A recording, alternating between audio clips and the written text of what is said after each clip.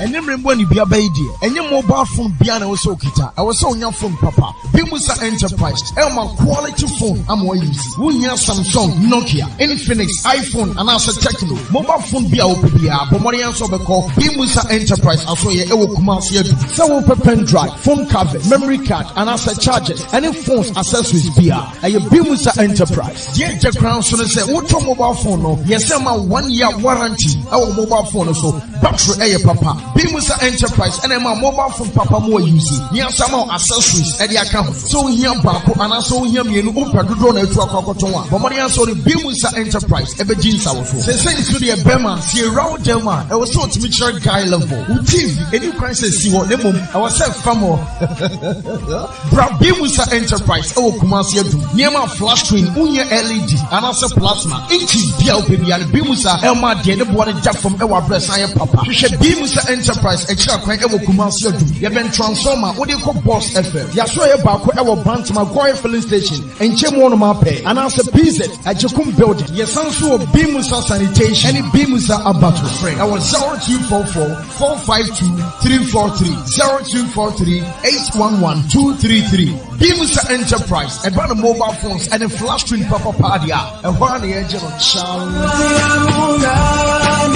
Habitat Air Conditioning and Engineering Works Limited. Whoop air condition and our refrigerators who spare parts bra Habitat Air Conditioning and Engineering Works Limited. O air condition air sensu. Anu nyenu biem. Anase when your problem bra Habitat Air Conditioning and Engineering Works Limited. Yes, servicing and supply. Air conditions, refrigerators, any whole spare parts home appliances, BTC, LED, and LCD televisions, any home theaters, bra Habitat Air Conditioning and Engineering Works Limited. Yawa Abuabu Asokore Mampong Road. Benguel Fuel Station. Abuabu Nima. Frey. It was 0208 114 837 and 0540 341084. Your email habitat2014@gmail.com. Habitat Air Conditioning and Engineering Works Limited. Man Online and Sadaka Wells Project Akabon Yitu Ebra Edin Suko Bebia in Sum Krasia and Krunkitu. Bekayamu Muntu Sana Moon and Francis ye Ahira and ye Janna Dan Kwama Wu Pensu Ewa Kura Ukro Muslimin Tnabia Bia Ana Opesa Yibi Jumedi in Swa. Fred 0550 933 111 Netin Trimu Inshallah.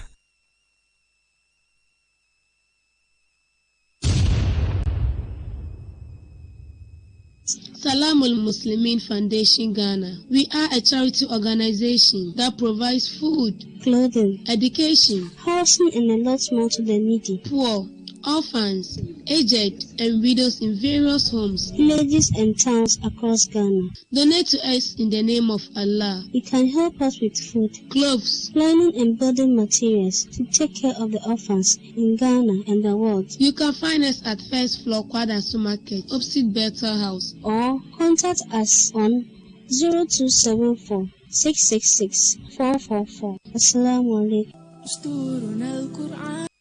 Opese oboa nyamesem kan eni awieye opese usika eka nyamesem esesa amanfo gidie ni amanfo kra ana se opese udua jeba bi ebeboa wa asasi so ha ene dan kwa matemuada sene de bi ebompa yese rabbana atina fid dunya hasana wa fil akhirati hasana wa qina adhaban nar ene wo ha nyina to acha Mam Online Media Network odawa fikasiem a yedi nyankopon wasem bremo wa santitwi Hausa ene brofo kasa mu ewo wiase afana nyina no hia omwa se ye betua studio bills asiesie studio mfidie atoto mfidi foforo e de aboa bonten so nyamesem ka nyamesom mpensempese mu ene dwumadie foforo akeka owo Ghana ibi boa yen ewo Universal Merchant Bank a yetwa ne tia fra no UMB Account name Mam Online Media Network. Account number 022139560219. And now your mobile money number is 0246751175. Edina dasoni Mam Online. O amana neswa ubetimi yibi abwa dwumadie e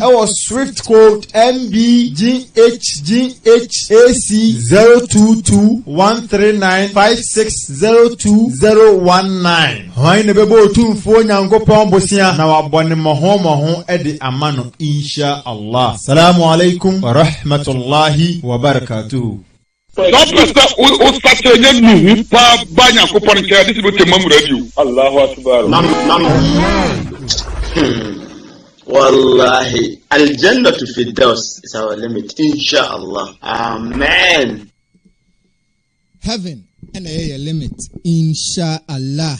Amen. I have Mam Online Radio and TV. Share live. Facebook, YouTube, Instagram, Telegram, Twitter, Snapchat.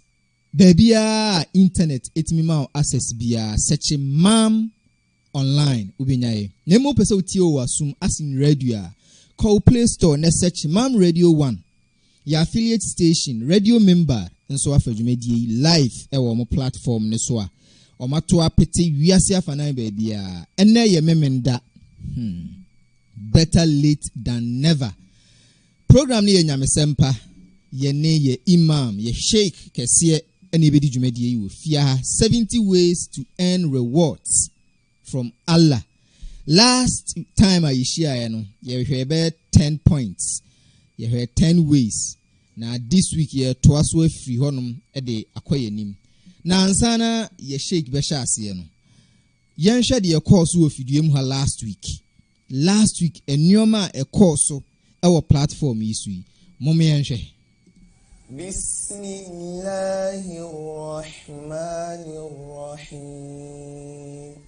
Bismillahirrahmanirrahim. Onyankopɔn din mu ahomaboro hene ɔdɛfo hene sɛ wo gyidia bibia wo ye bia no nyankopɔn hwɛ de ma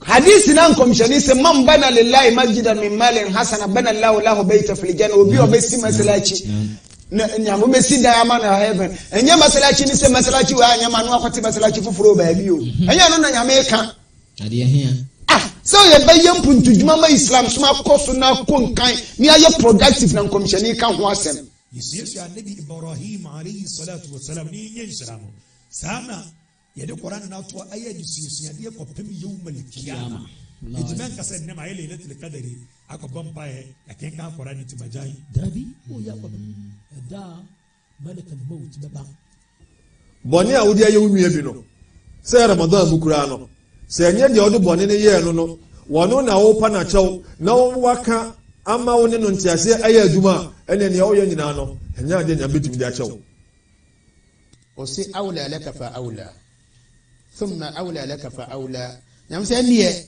due enkan wo a wo ye sa bonue ni na wo ya hantan na wo nante akasesem so na wo fa nyame ho no nyankopɔ si due enkan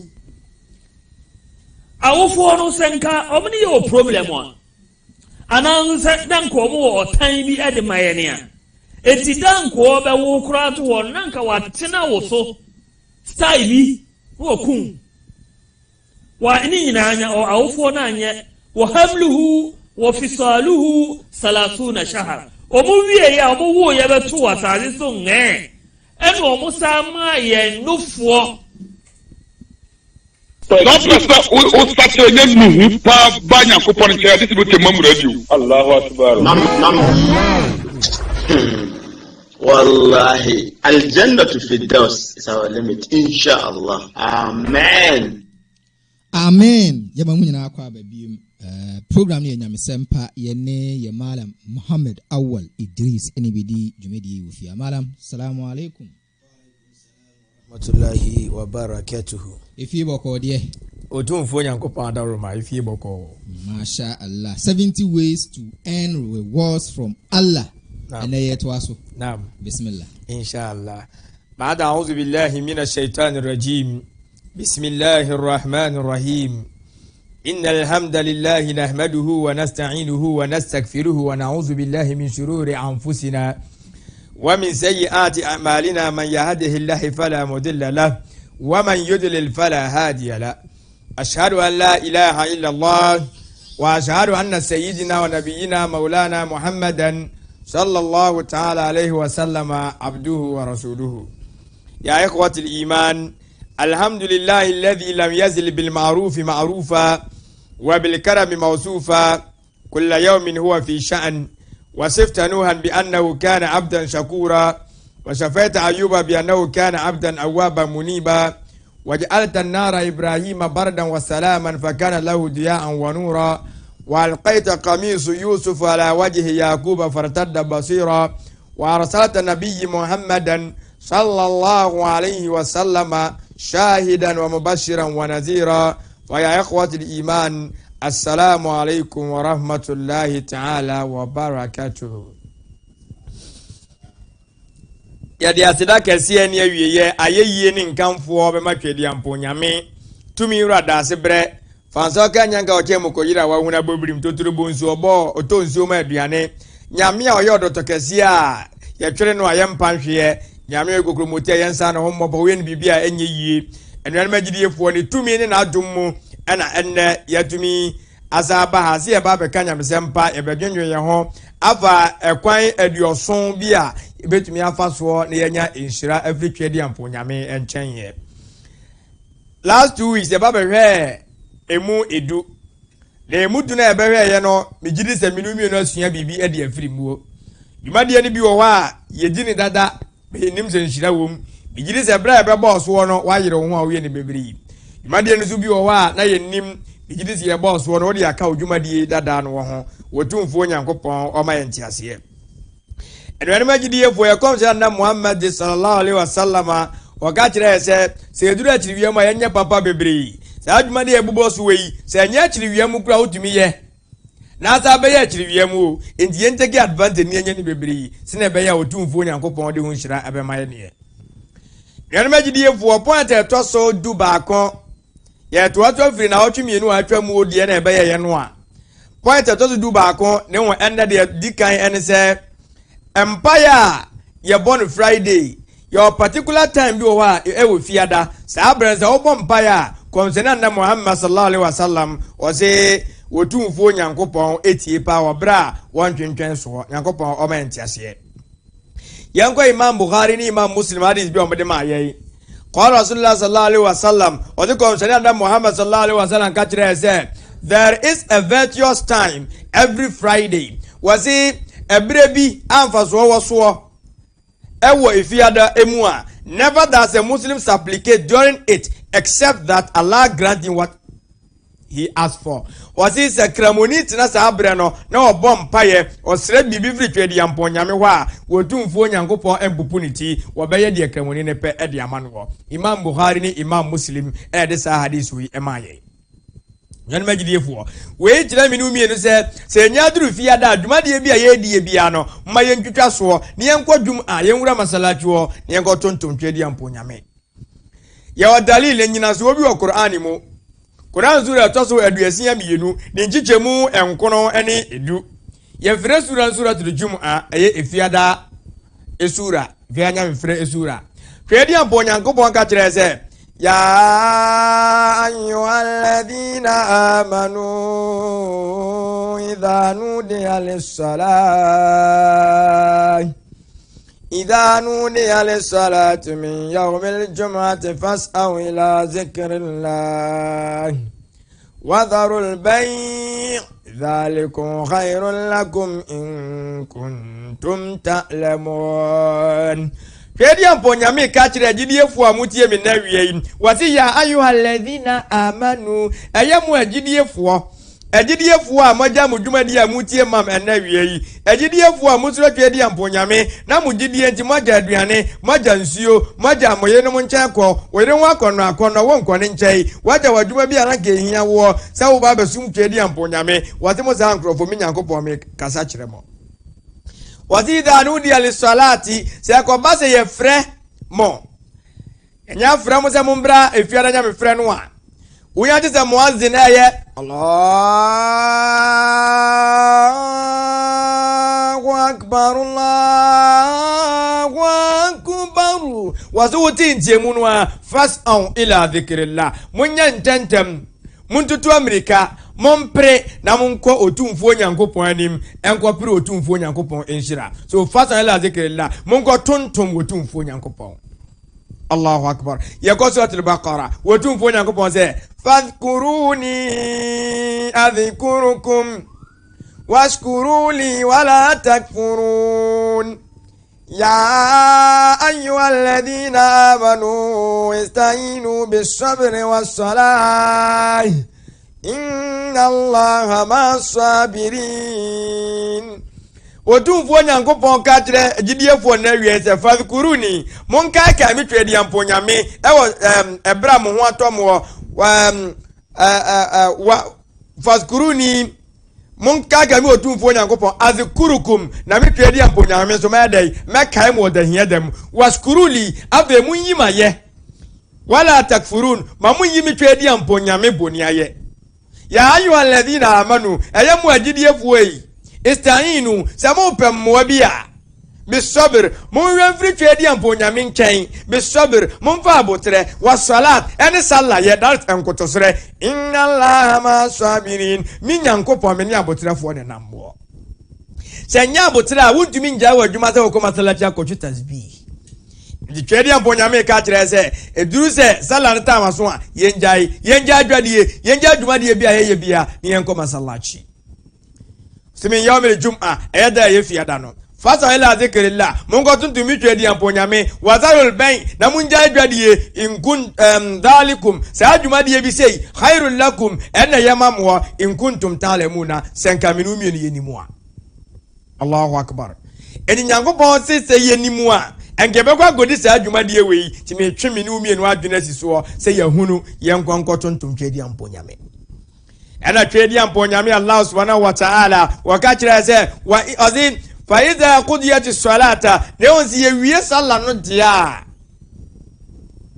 fantashiru fil ard yanko nyankopon asase so wabtagu min falillahi wadhkuru la kaseera lakum tuflihun yankopon nyankopon fadil nyankopon adomo dia maye no yanko pe bi na yenni yewia yansire otumfo nyankopon huma bro ne na dom yentontom nyankopon bebrebe sane beya ebedi enkunim ediwela komtare Muhammad o ka tire se sabre na aye everybre betiemuo komim se imam beba me hutuba no wosi sabre no empaye bia obebo atire twedi amponyame no wosi twedi amponyankopon beti ami awutie mini awutie me yedi wonhia bibi mfiri twedi amponyame wana se wonhia bibi mfiri nyankopon ho de a ede ye nhye se sabre no duru a obekọ masalachi wakotontum twedi amponyame nyankopon mo ene etumenya sa adwumadie no ne etoso dumienu enzo imam anya free anasai emu wazisi abakinka suratul kahf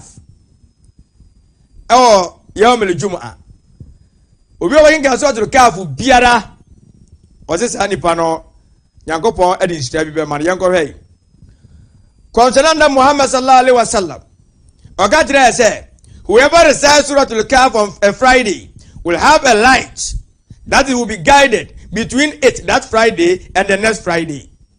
What will be making suratul kahf Quran surah to do and what no will be making surah no what will two for nyango man kania sononko nyamba mana ho bible no the form so to be channel e free fiada na wakan no copy me fiada foforo is the kind of fiada atwamu no ayenra nyamba bo ho baza copy fiada e beba no wo za kan no nso a obenya ho bible saa anu magidefo na suratul kahf na kenkan no ene say o say بسم الله الرحمن الرحيم الحمد لله الذي أنزل على عبده الكتاب ولم يجعل له عوجا قيما لينذر بأسا شديدا من لدنه ويبشر المؤمنين الذين يعملون الصالحات أن لهم أجرا حسنا ماكثين فيه أبدا وينذر الذين قالوا اتخذ الله ولدا ما لهم به من علم ولا لآبائهم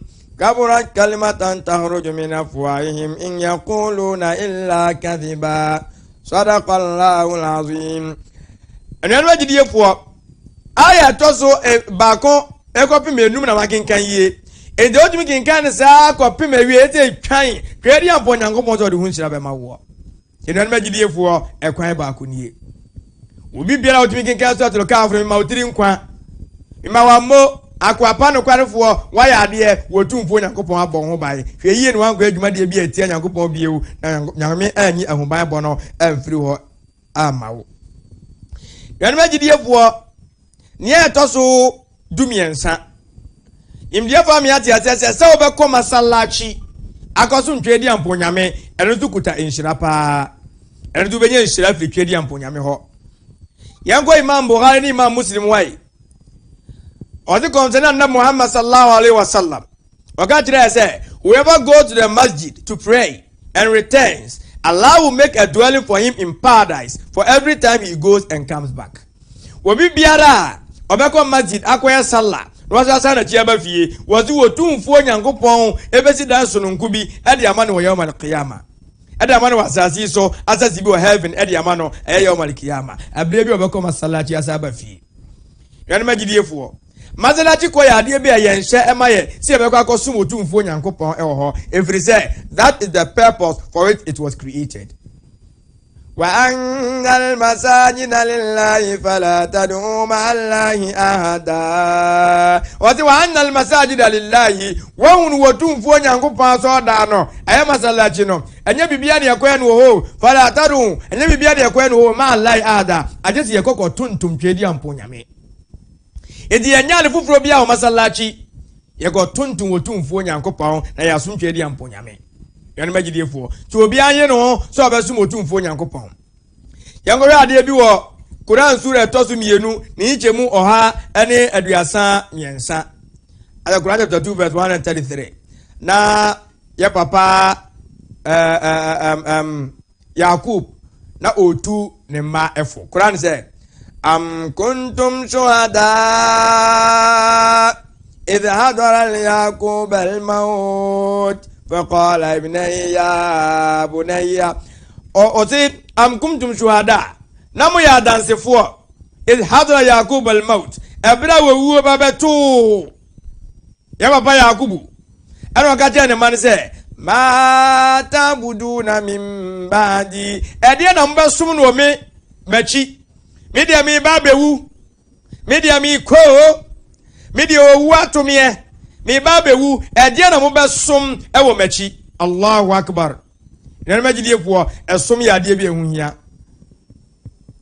ti azama kwa na kai qala ibnaina na man ka se na abudu ilaha ya besom wo ya papa onyankopon no wa ilaha abaik ne sasum wo papa nyankopon no Ibrahim o papa Abraham nyankopon no wa Ishaq o Isaac nyankopon no wa Ismail ani Ismail nyankopon no ilahu wahida o munyankopon ba ko pe no wa nanu lahu muslimun evite yene ye muslim fo ye ka muslima obi odene ho abo afode amatwedi amponyame atakbir Allahu akbar papa wu bewu na o majimi kase ekire wa sa papa we bewu obewu fom obewu ani giemu na asumasi bewu sare ma me ba bewu ye na mba ni wo machire ni wa konya nkwada bi ho papa ade ensuro ye be bonyum de ahye wani munyam ye be ye ne ma bebre de ahye wani munyam ensuro kura aleze kunkum ba gani TV ni yehwe bon yehwe salata ma sokura ni yehwe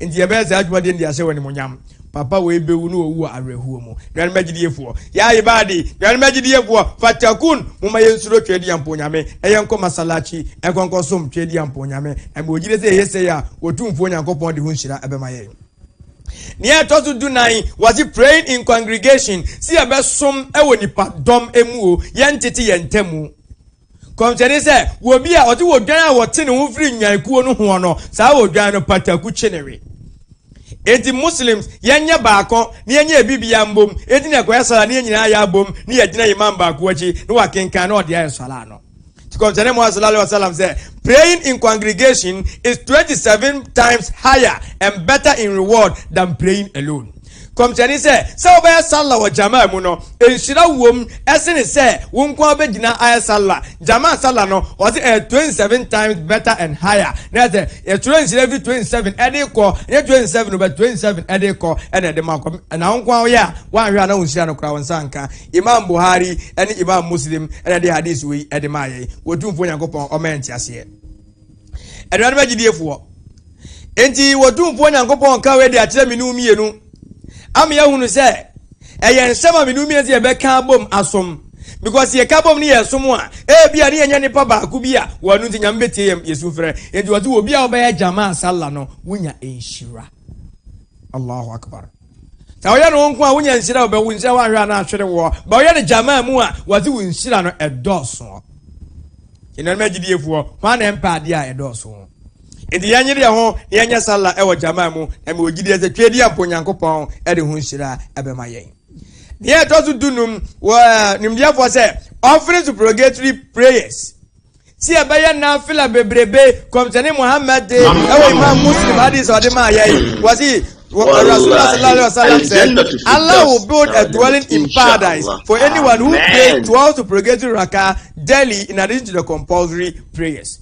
What you do for Nyankopɔn bɛsi dan ɛdan kama wɔ aljanna ɛyɛ heaven ɛde ama obi a ɔbɛyɛ ɛyɛ sunna rakah bi ɛyɛ baako 12 obi obɛtumi ayɛ saa rakah 12 no de bia aka ne fara id no ɛho 12 ne sɛ mdiaboa sɛ yɛbɛyɛ mienu ansa na fajira so zor ne akɔyɛ 9 ansa ɛyɛ fa ne wia ne asa yɛ mienu ɛde aka ho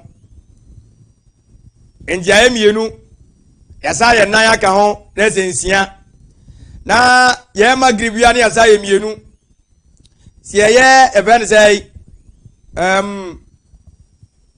isha wia ne asa yɛ mienu aka ho na sɛ yɛ du mienu enti zo no kwa de ne yensia faje de mienu beka na ye enwotwe na magib de mienu na ye edu na isha de mienu na ye du mienu obi a obenya bra ye we no se twedi amponyanko mo besi dan ma no emrante ne nketesia me ma me ne papa nom ye nyiri ye ho se ebetuma ya sa na fla ebrebe we ye ja we nsira we nyina ma nkokorafo no enkokorafo ne merewafo no kwa na ege sa nsira we ne no magidiefo enye nhye o be wo ya eye yankwa dalili bi Quran sura tozo du enson njitemu aduoson en wotwe ko ene aduoson enkono kedi abonyanko po se akimi salata liduluki shamsi ila ghasaqil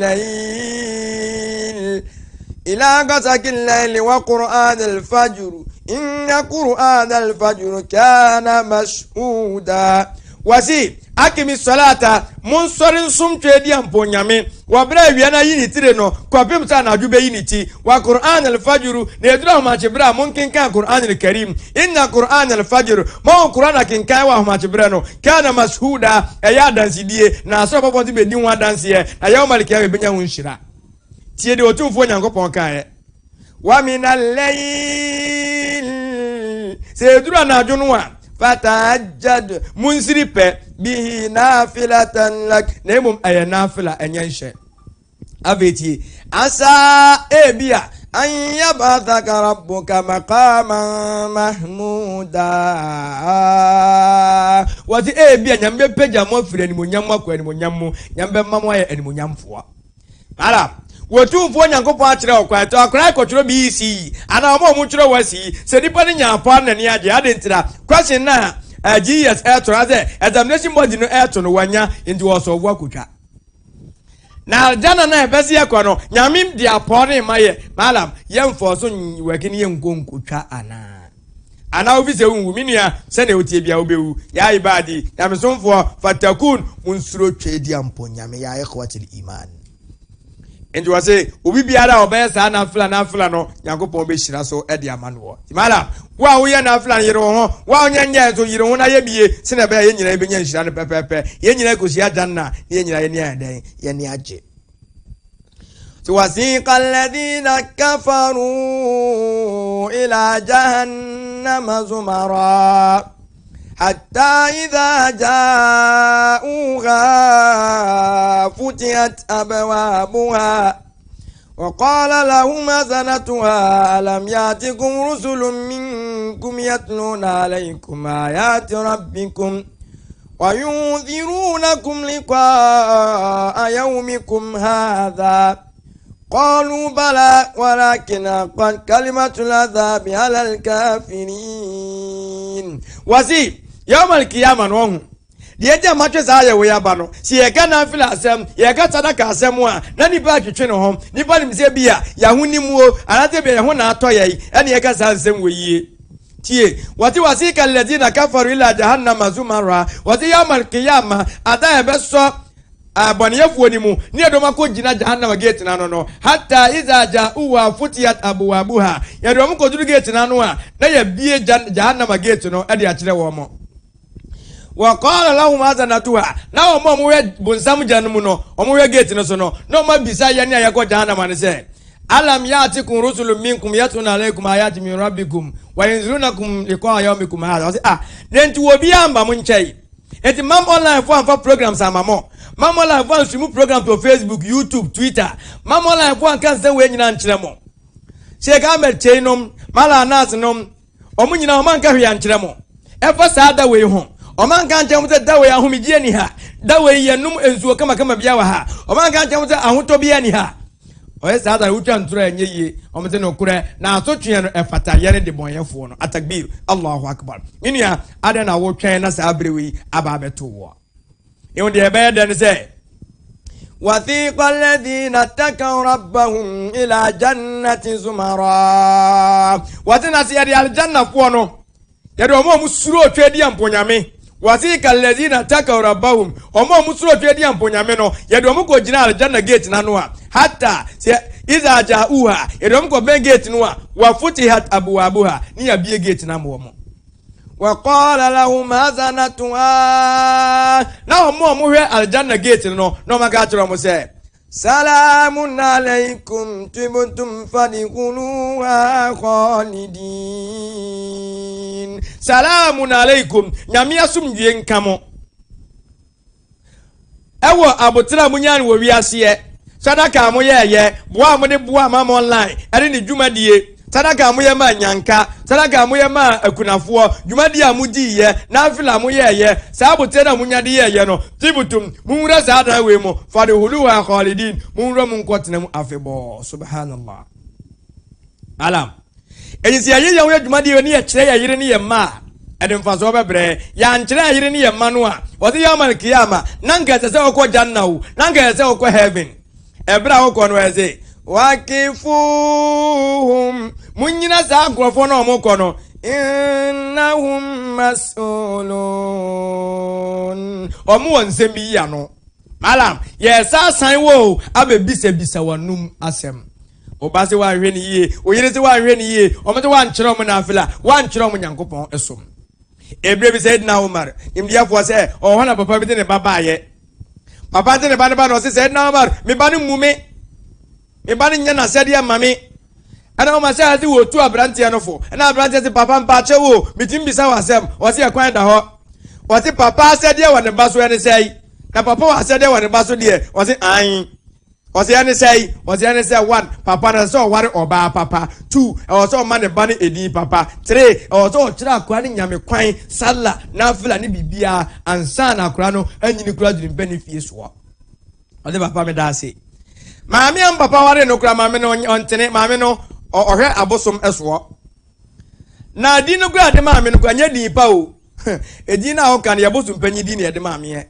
na otu wan kire me nyame kwa anya okwa na oka minim ade efre ni nyankopon mpo na o ma se na sa wonye wasede anwie di kona kwa wasede edi yan kire ya masa na ma we nyinara yenye na afla in their presence ye ne wo munye ma yan kwa ntete nkoye sine ba ya ombenya nshira ne yenso ebenya nshira wotumfuo nyankopon onfa nshira no emma ye nyina edi dia tozo du ensia was it offering funeral prayers si ebeye efunu so sala Uni se no so edin shiraba.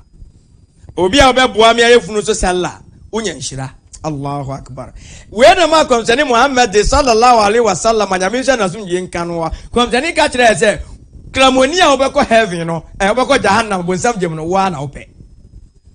Kramoni ko bonsam jemu a wa na ope o.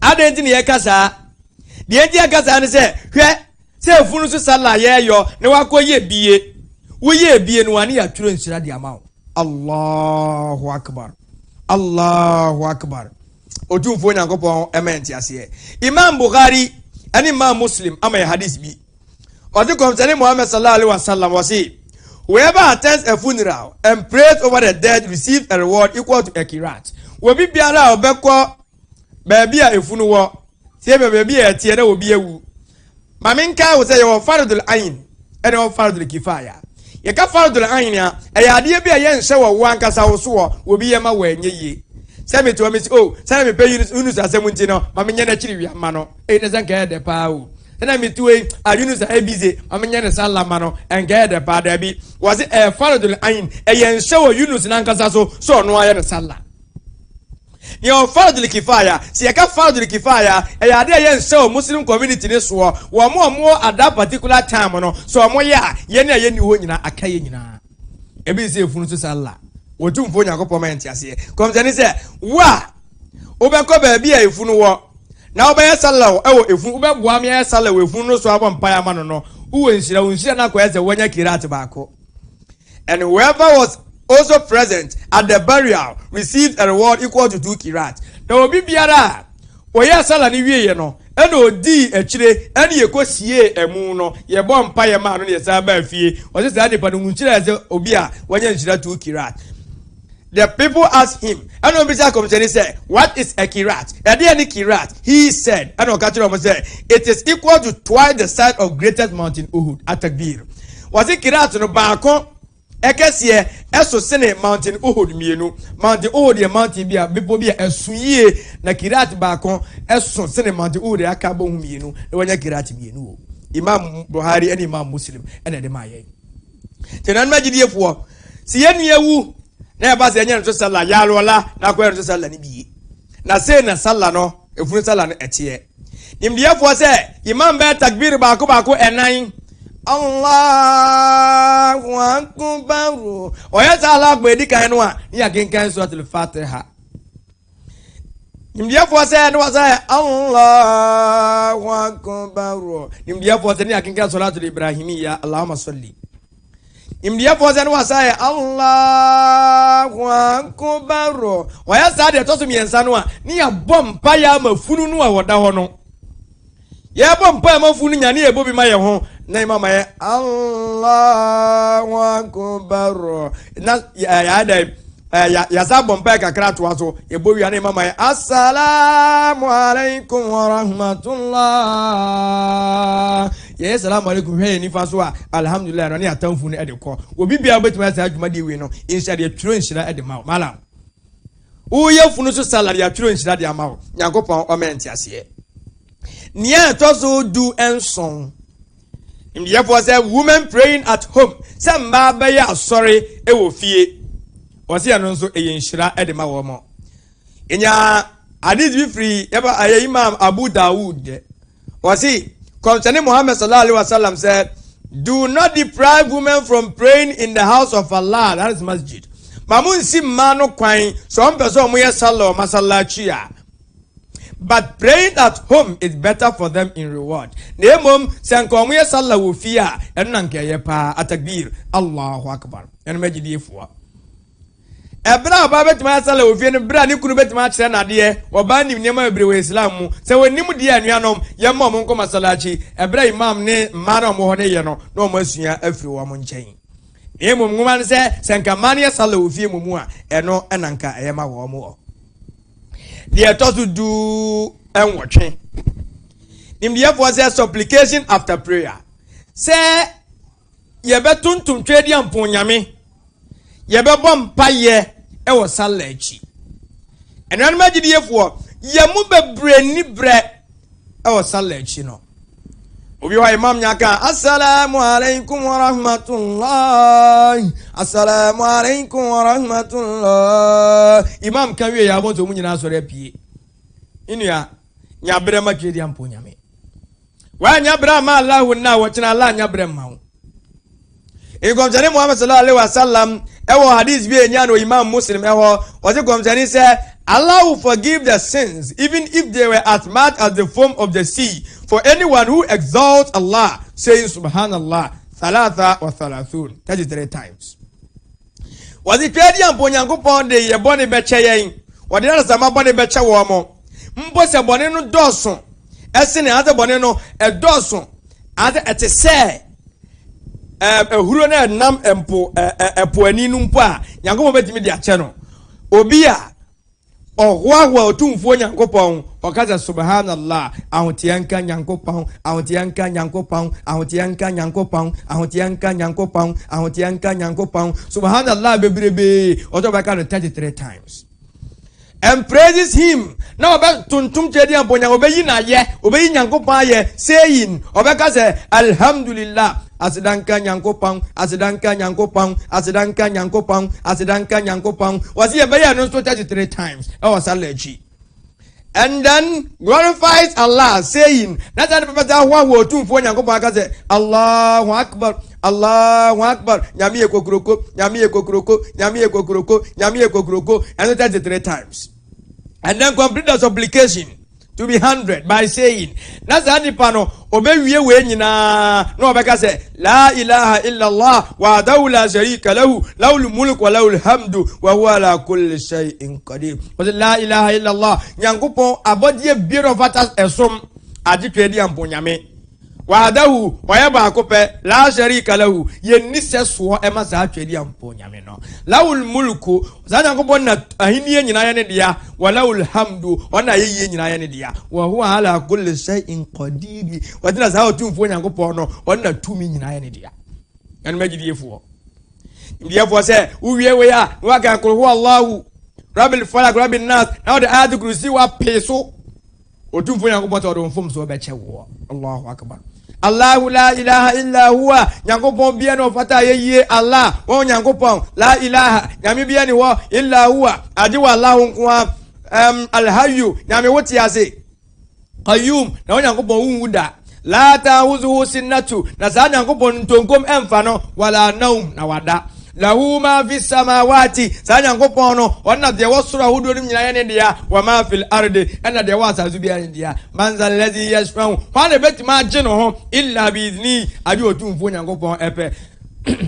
ya lamma baina aidihim wa ma khalfahum wasi ade be o wanim ene de o wati nyina Allah otuma taala onim Allahu akbar agidefo hwe sane nkyirase no ekro ya problem ne se ye mu bebre ye kasa we ye ntiase ayan talabul ilm fariidatu ala kulli muslim wa muslima imdia hwe shema kramoni gidie ni bema ene wo ba to obi abeka subhanallah 33 alhamdulillah 33 Allahu akbar 33 uya no la ilaha illallah wa la sharika la lahul mulku wa lahu ala kulli shay'in qadir wazu zani pare twire nshira ede mawo ne ede obo ne nyina ede achewo ye to so 19 thanking Allah subhanahu wa ta'ala after eating and drinking. Imam Muslim my hadith bi what you consider that Muhammad sallallahu alaihi wasallam was say Allah is pleased with a slave who thanks him after eating or drinking. When Allah is pleased with a slave, he forgives him his sins. Allahu akbar.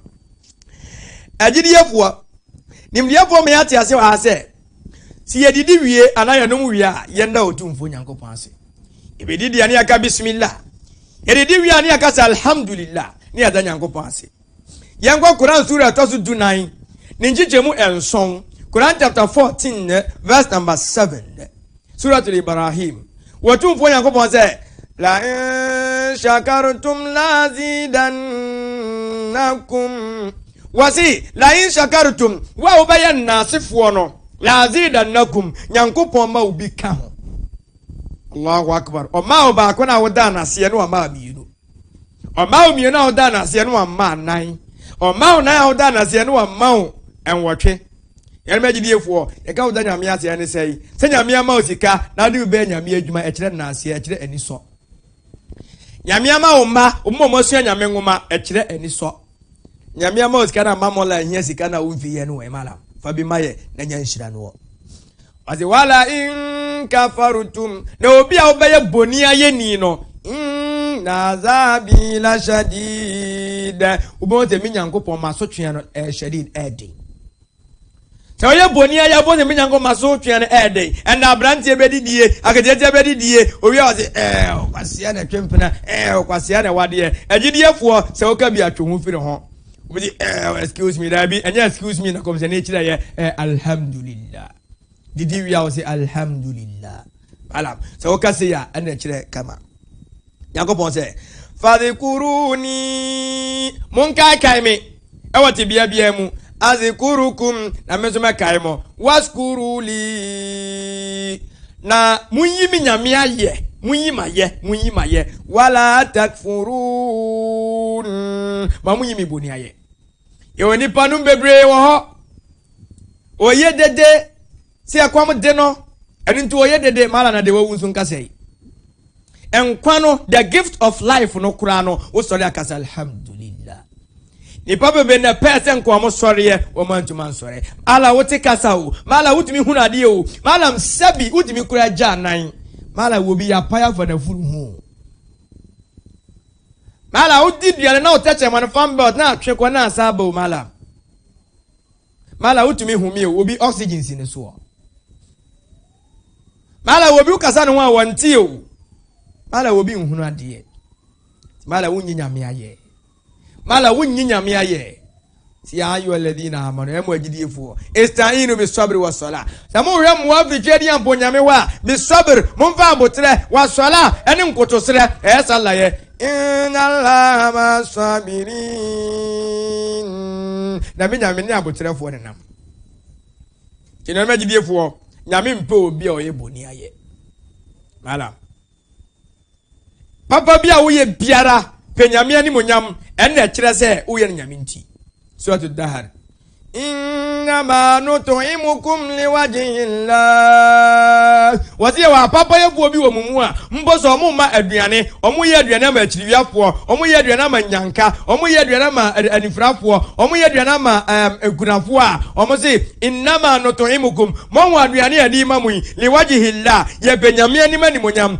la nuridu minkum yempe even say papa bi afri munchen jazaan wala shukura anase yempen na se bi afiri munchai malam se wo ye papa nyaminti imde ni bi tire book bi owe no say where is the catch or the catch means that giving without expecting anything in return so be ye papa obra won hwe bibia wa akiri and your friend say oh ye papa na wo ye papa na obi wa akiri dia said the namranje ni bi ye no no we are get ye na come de wonko ade so be mu adidi dia and the do man shira koka ma me no papa e ba san so anya shira e no me allowment ase and you see wo bi bela wo bedidie uridi wie ya na say alhamdulillah obi abanu mu nsuo oni mu nsuo wie ya say alhamdulillah what wo sa ni pa no hwe dia mponyankopon se o de nshira so nko be ma wo na o do bo de be che wo then imdieni to as a say when Allah is pleased with a slave so to mponyankopon ni ji akwa ho a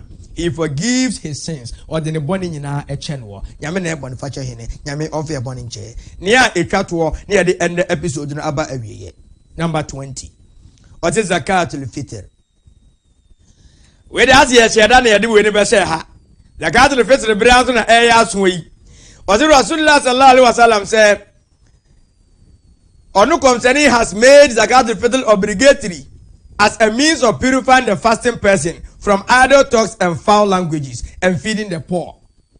Allahu Akbar. What comes in here, zakatul fitr and share. I didn't know why they share. Send a bear and never tea a chiriviano ho, will be a year chiriviano, zakatul fitr and ever ten home. Every step because I be a year chiriviaka and fasuni so. Allahu Akbar. Assembly uti and again was the uti. I didn't be a year and quite a way chiriviamu no, what is zakatul fitr and Anna. Etimwa nimdia kwa mi ati ase obi a obe chiriwia bia ojiwe na hangiwiem zakat efete ne ko piano edeko concerning Muhammad sallallahu alaihi wasallam o say sadaka is a catalyst to acceptance of prayer o say ya sadaka a catalyst ade be ma nyame bibitimi ya ntentem empire bonso ne catalyst e sadaka se wonu atidu ya beans na mentem a odi kan tu mo isi ana abene sadaka no empire bo e kan odi to empire bo no isi ana nyame achi nyame ma entiase so what's the fitr ya za de ma ahiafo ene omo mo ho akire omo aduane It is accepted as zakat from whoever pays it before the Eid prayer. You will see, say, I'm zakat the fitr no answer na be ko Eid near the man answer na ko Eid. 2-3 days before Eid near the ama. Say we say the man here near or say ya bura obetima ton and aso be yam no to dia hwe ne ma ene na busua. Say ya monso ne ade a wo ya ne hihye eyi. Emom it is accepted as a charity from whoever pays it after Eid. Obi a man no Eid echi no there's a sadaka and zakat al-fitr. You know me give wo ketwa bia nswa ye benya bia yam force ye be zakat al-fitr dey afu. Nemom se wonni bia Allahu enim Allahu alam. Yankopon o ma ntiase. Sa this way nya free Imam Abu Daud ho on the ma ye. You know me give wo. De di wie asem nyina aka ne se. E de na di mu se wo ye dwuma de ye bie na Yankopon etua wo ka. Ene sa wo ya aban dwuma na aban etua wo ka wani nye. Wo ye obi dwuma na otua wo ka wani nye. Ana twedi ampo Nyankopon se dwumadi amabobo suwe de wo beye bia no nyambe ma wakatua yesa oboso a o supplication join the virtual times on Friday edu fiada answer imam beba yankotuntum Nyankopon obema yinhira yankeka so to loka obema yinhira yanko masraje nkosom obema yinhira yanya sala odipadom obema yinhira yanya na afela bebrebe obema yinhira yanya efunu so sala obema yinhira e maya sala ofi obema yinhira afei yesala wie ne azkara Nyankopon obema yinhira afei danya miase obra yadidie ananu mu so obema yinhira afei yetua zakat fitr obema yinhira ala yinhira ana manipa ekoso nyame nhyira na manipa ye odefo madam se wonya wiase nyina na ohwere nkwa na mfaso obi ani so e se wonya me nhyira na se wiase nyina se o masore tie wa Yankopon be ko age wo Yankopon menti ase ana be me yakwan ne ye en episode no asie nyame adoma next week ye won kwa hoden na bibia nsi a ye beba abeto aso ansa na no se ne da ka no regidiefo ye hia mommo a ye de stream programs no live ye nyina nim se we na Facebook live Ezana Man Radio 1. Sawo YouTube. Ala, ni nyina yesika. Se nkwanta de efe de sika na eye, se nkwan so ye da tano esebinom. Agiriefuo. Ya nyiri ya ho se ye ba boa mamam akoso. Na e kame akwa se media platforms no nkrofo ye ni dodo no. Yo kakra bi. Yamwa de ensu nya bebrebe, FM station bebrebe, TV station bebrebe, na yem propagate Islam. Any pardon no NTA. Mam yes you hankwa na yeshe yesa pia bontene konkurase eko twinipa akra e matwedi amponyame. Se yesi Islam na esum tene ne dia yamwa na ema ni pardon no NTA Islam e ho asemo. Ene magidiefu. Ka crowd be maye bia no yeje. Ketua bia nswa. O de maye nia e beba studio. O se ne to studio line no so inshallah e beba abeka yensa. Never can say, still and say, 0246 751175 0246 751175. So, who said this kind of fast way, inshallah, ever be cancer in the stream programs, you know, air conditioning, fine air, TV air, light bulb air, fridge air, send a bayer dice, no can be a malam for a bar, many be a foca day, a dear coffee. هذا والله أعلم سبحانك لا علم لنا إلا ما علمتنا إنك أنت العليم الحكيم سبحان ربك رب العزة عما يصفون وسلام على المرسلين والحمد لله رب العالمين صلاة على النبي الكريم السلام عليكم ورحمة الله وبركاته.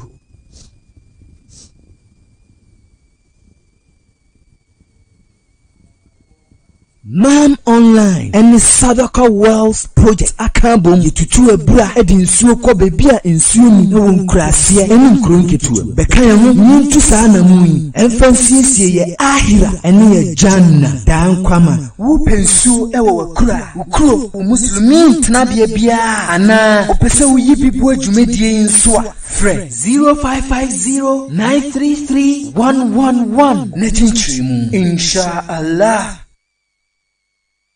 Habitat Air Conditioning and Engineering Works Limited. Whoop air condition and our refrigerators will spare parts via Bra Habitat Air Conditioning and Engineering Works Limited. O air condition and sonsu. Anu nyenyu biem. Anase when your problem bia umwa. Bra Habitat Air Conditioning and Engineering Works Limited. Yes, servicing and supply. Air conditions, refrigerators, any home spare parts nina. Home appliances, BTC, LED, anase LCD televisions. Any home theatres biara. Bra Habitat Air Condition and Engineering Works Limited. Yawo Abuabo Asokore Mampong Road. Yeben Guel Fuel Station. Abuabo Nima. Freya. Ewa 0208 114-837 and 0540-341084. Your email habitat2014@gmail.com. Habitat Air Condition and Engineering Works Limited. Man Online and Sadaka Wells Project Akabom Tutu Ebra Edin Suko Bebia in Sumi no Krasia and Krunkitu. Bekayam Muntu Sana Muni and Francis Ahira and Nia Janna Dan Kwama who pensu Ewa Kura Ukro Muslimin Tnabia Bia Ana Opesa Yipi Boy Jumedi in Swa Fred 0550-933-111 Netin Trimu Insha Allah.